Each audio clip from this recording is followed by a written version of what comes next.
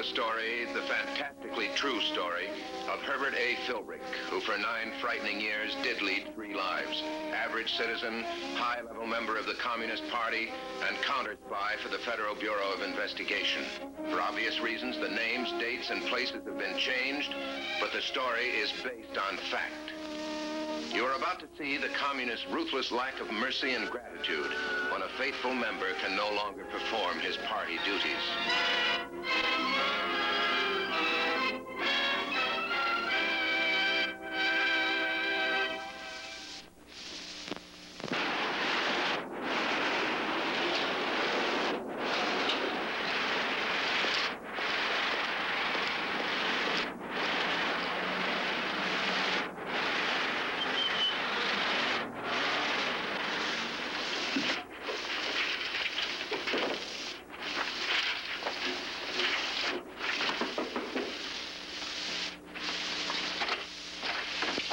Comrade Herb.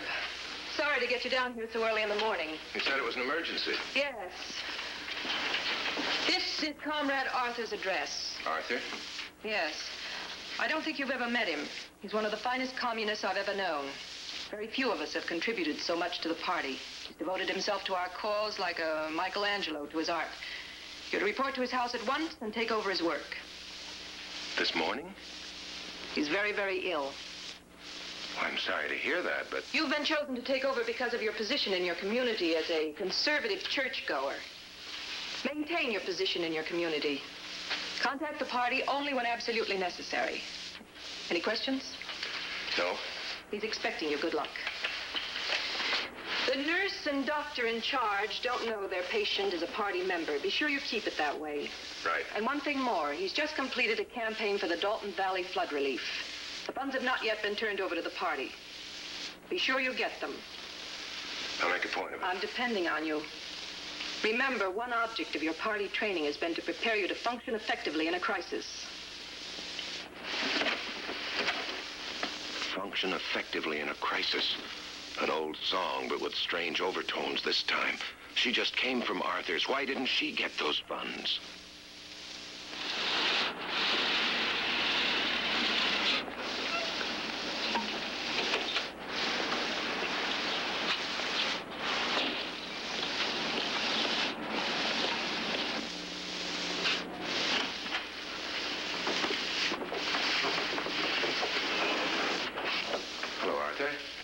So you're Herb. Didn't waste any time getting here. I was told you wanted to see me. Yes, I do. That's right. Take a good look at me. Or at what's left. Comrade Jones said some very fine things about you. I only hope I can serve the party half as well as you have. Who are you trying to kid, son? I mean it. I didn't know your name, but I recognize your face. I saw you at a party convention 3-4 years ago. What was it? You talked on the role of the party as the core of leadership in world revolution. You remember that? I can remember what you said. Our struggle is not a dream of the future like rocketing to the moon. It is here and now and around us every day. The battle is being fought this minute. We're under the guns of the enemy this very second. Joan was right. You can handle the job. But I'm going to remain in control for the time being. It'll take months to teach you the how, why, when, and where. Months? Months! Now get out of here and let me get some rest. Come back next week. I'll never be able to leave this flea bag, but I'll have more strength then. The doctor promised me. You want me to call the nurse? No. I just want to sleep. Now, look, I'm sorry to put you through an ordeal right now, but my orders were to get all the details today. You don't know very much about sick people, comrade. It won't take months to teach you what I know, a week at the most. I merely wanted to find out just how long I'm expected to live. The Rush Act has nothing to do with your life or death.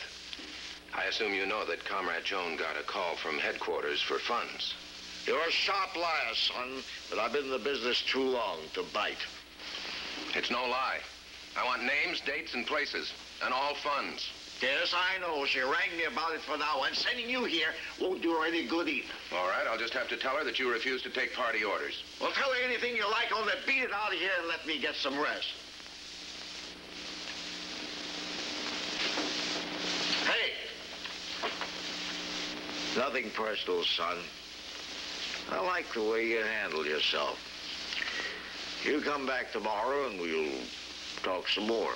About fundraising? Maybe. If I'm still here.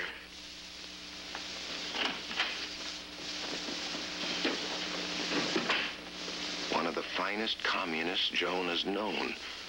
Then why is he holding out? Better contact Jerry Dressler. Maybe the FBI files have an answer.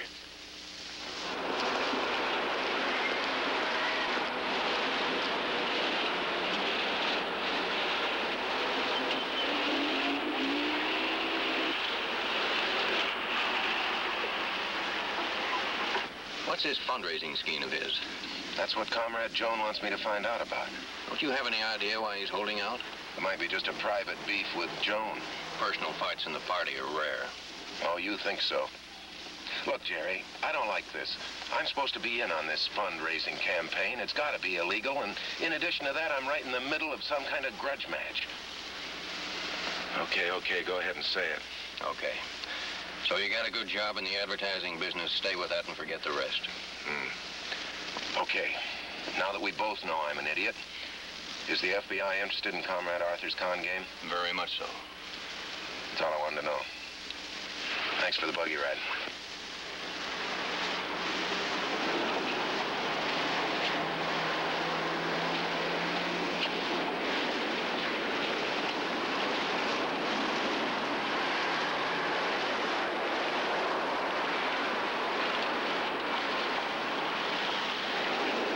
You seem sorry to see me. Well, I'm afraid I haven't accomplished my assignment. Why didn't you report that immediately? I was on my way to try again. What about the money? He's difficult. He won't discuss it. He's too worried about himself to care very much. You must be very firm with him. If something happens and the party loses that money, I'll be held responsible. Well, I'm doing the best I can, but there seem to be factors involved that I don't understand. Make it strictly a matter of party routine. He'll respond. Party discipline. What do you want me to do, wave a gun in his face? Aren't you forgetting yourself, comrade? Sorry. What's eating you, Philbrick? This isn't the first party chore that's stuck in your craw.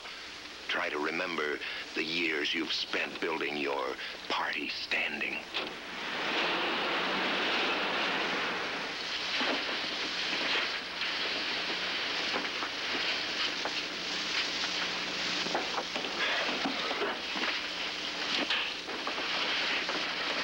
If his blood pressure falls any lower, give him an infusion. He wanted something for the pain, Doctor.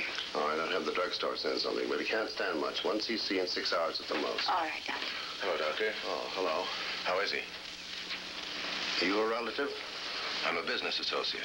Well, I'm afraid this situation calls for the next of kin. How much longer would you stay? It could happen any time. Any chance at all? Slight one. He wanted to see Mr. Philbrick again, Doctor. All right. Make it short. Thank you, Doctor.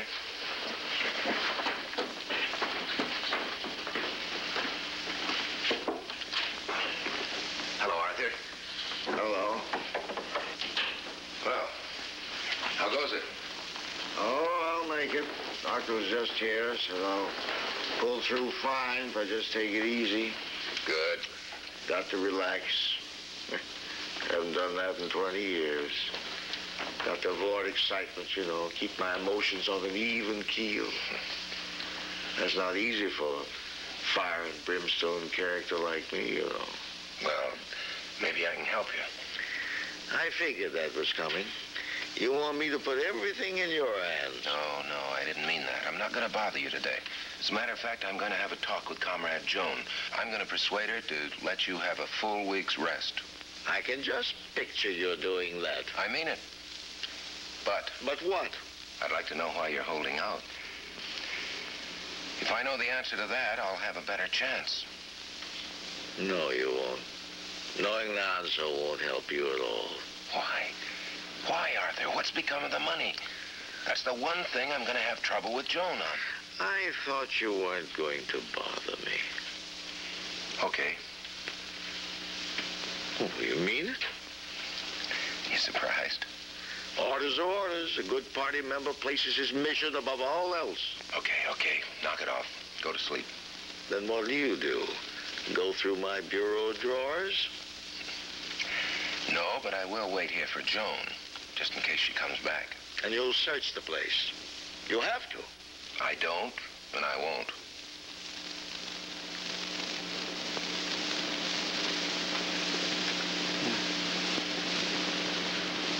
Thank you, son. You're doing great, Philbrick. Fine display of bourgeois sentiment in front of an old party regular. How do you know that, ill as he is and hungry for sympathy, he won't report you to the Review Commission?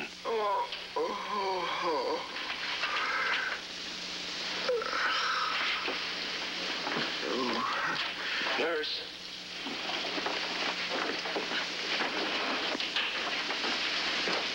You better go. No, I want to talk to him now. You have to rest. Philbrick. Yes, Arthur. All right. You can stay with him for a few minutes. I have to get something inside. Yes, Arthur, what is it? You asked me. Oh, I'm so dizzy. Yeah, that's the shot. You asked me why I'm holding out. Can I trust you? You can. Oh, that shot. Wait just a moment.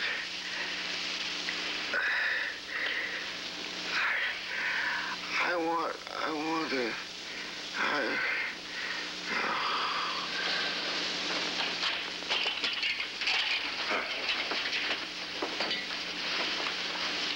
He's asleep. You'd better go.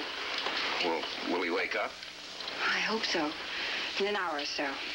Well, I'll take a walk, and then I'll come back. All right.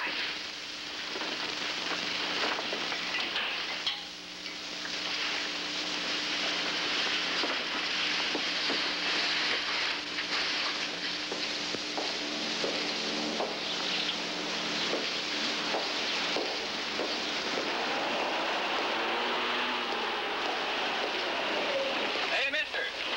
Can you tell me where Pine Street is? Pine Street. Yeah, it's a couple of blocks back. Brother, it's rugged. No information yet. Maybe never. That bad, eh? Yeah, he wants to tell me something, but he's too low. Can you stick with it? Yeah, for a couple hours. I'll contact you later. Okay. I'm sure you can't miss it. Fine, thank you very much. Right.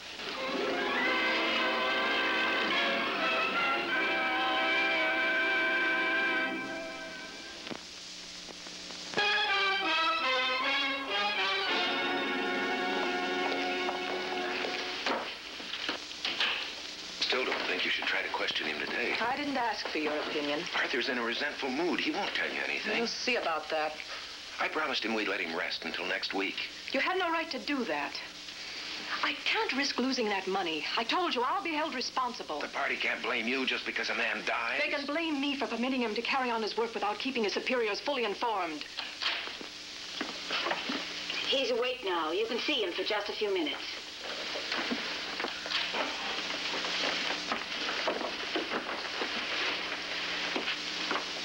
Arthur. It's Joan, Arthur. I'm very tired. Yes, I know, but Arthur, I've had a talk with district headquarters about your project. They've been very pleased with the results and are depending on more. Is Herb here? Yes. Yes, I'm here, Arthur. Well? Joan's very anxious about the money. Arthur, while you're ill, you must let us administer your affairs. Arthur, what's the matter? Can't you hear me? I don't know what you're talking about. I'm talking about the Dalton Valley funds. Dalton Valley? Think, Arthur. The flood relief funds you raised. I can't seem to recall. Well, you remembered yesterday. How much money did you get for the party? You told me you had close to $27,000, Arthur. 27,000? Listen to me, Arthur. The party needs that money. We're depending on you, even though you're not well. Try to remember, Arthur. Try. I'm sorry. I'll have to ask you to leave. Just a few more minutes. I'm sorry. I hate to be abrupt about this. But I told you not to tax his strength. We have important things to discuss with him. He's in no condition for that. Please don't force me to call the doctor.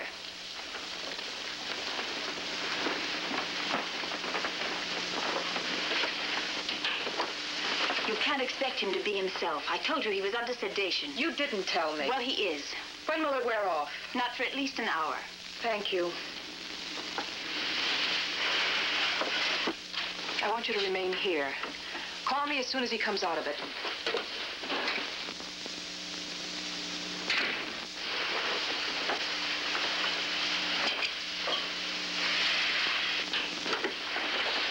Has she gone?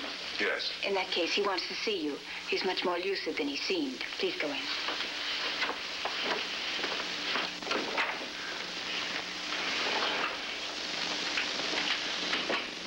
Arthur? Are you alone? Yes, I'm alone. I've got to have it out with you.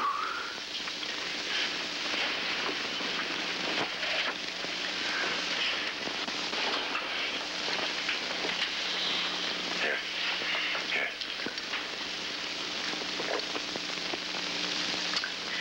Yes. I've got you pegged right. How do you mean? Thoughtfulness. A chink in the red armor. I don't know how much you know about me beyond that speech I made. The time was when I went out and did it instead of talking about it. You know, election campaigns, organizing, more organizing. Got my nose broke. Broke a few noses myself. Yeah, but that's all past. How do I tell you? I have so much to lose. You're the only one who can manage it for me. Manage what? My old man taught me a poem for this one. It's strange that I should remember it at this stage of the game. It's Tennyson. I hope to see my pilot face to face when I have crossed the bar. So that's it. That is it. Look, there's a church right down the block. The denomination's not important. There hasn't been any room for church in my life as a party member. You shouldn't have told me this. I had to. There's no one else. How do I know the doctor and the nurse aren't party members? They aren't. But I am. I couldn't help you even if I wanted to. You want to. I know. There's compassion in you. I'm an expert judge. Been exploiting it for years. You can manage it. Take a walk to that church. See the man in charge. Arrange to have him come. Without being seen, of course.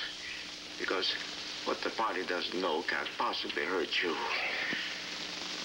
When you get to where I am, you'll be glad that you helped me. All right.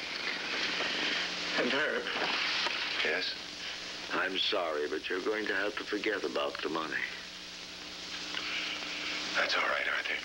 But I have a legacy. My entire estate. I'm leaving it to you. No, it's nothing material. It's just a lesson. But a priceless lesson. I spent my life learning it. You're young and enthusiastic, but soon you'll be disillusioned. Get out of the party before it breaks your heart.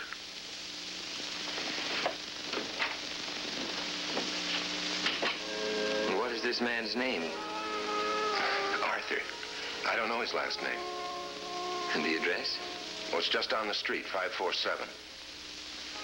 And I'm to wait here until you phone. Well, if you'd be so good. If you don't mind my asking, just what is the reason for all this caution and subterfuge? It's a family situation. Oh. I imagined it might be denominational. Well, it could be that, too.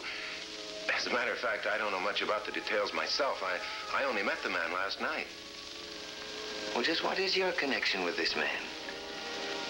I'm a collection agent.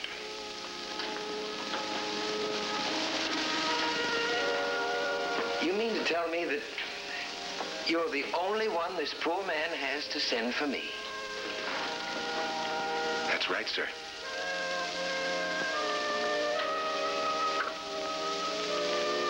Mr. Philbrick, I shall be ready whenever you call. Thank you. Thank you very much.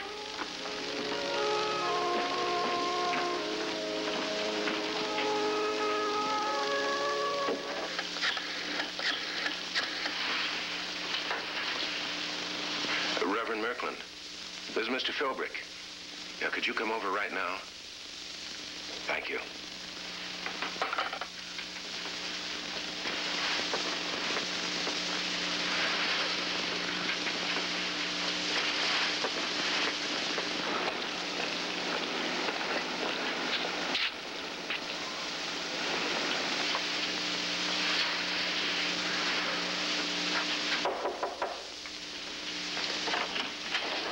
Oh, yes. Goodbye, Arthur. Thanks, Herb.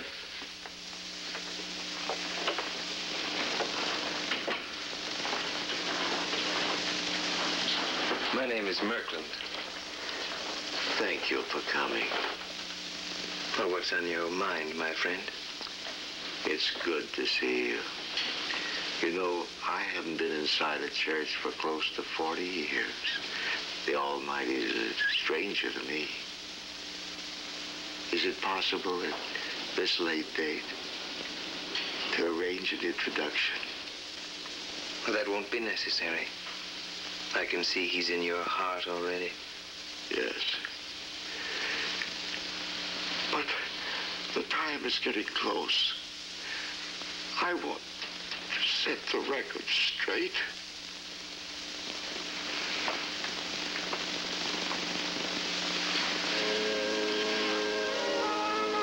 Lead us not into temptation, but deliver us from evil.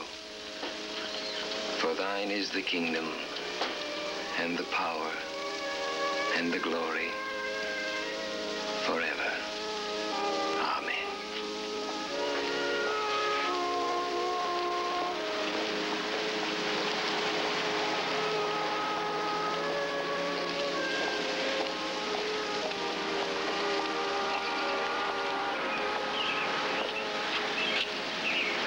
Thanks for coming out to the cemetery with me, Herb. Anything else you'd like me to do? Somebody has to dispose of his things. All right, I'll take care of that. I still can't understand what happened to him. Why he didn't make some provision for passing on his list of contacts and the money. Well, I think it's like I said. He was just overwhelmed by what was ahead of him. I don't understand it. I don't know how I'm going to explain this to the regional committee. I suppose they'll impose some sort of... Discipline? Yes, I'm afraid they will. Good luck to you. Thanks.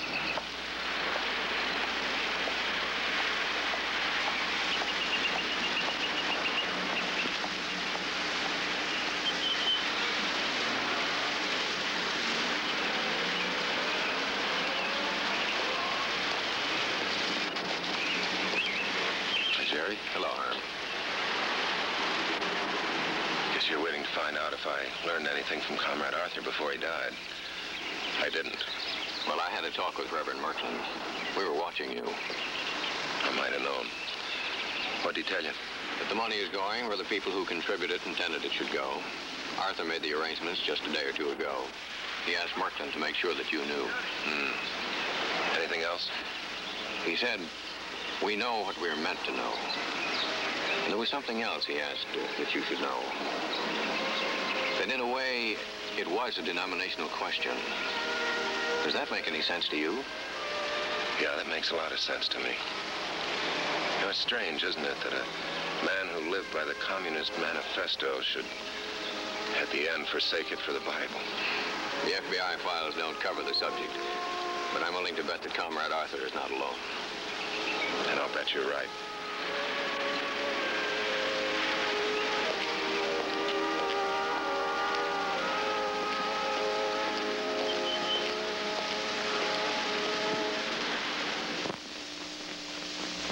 communist was able to make his peace with God, illegally obtained funds were kept from party hands. Next week, we'll bring you another story from the files of Herbert A. Philbrick, citizen, communist, counter-spy.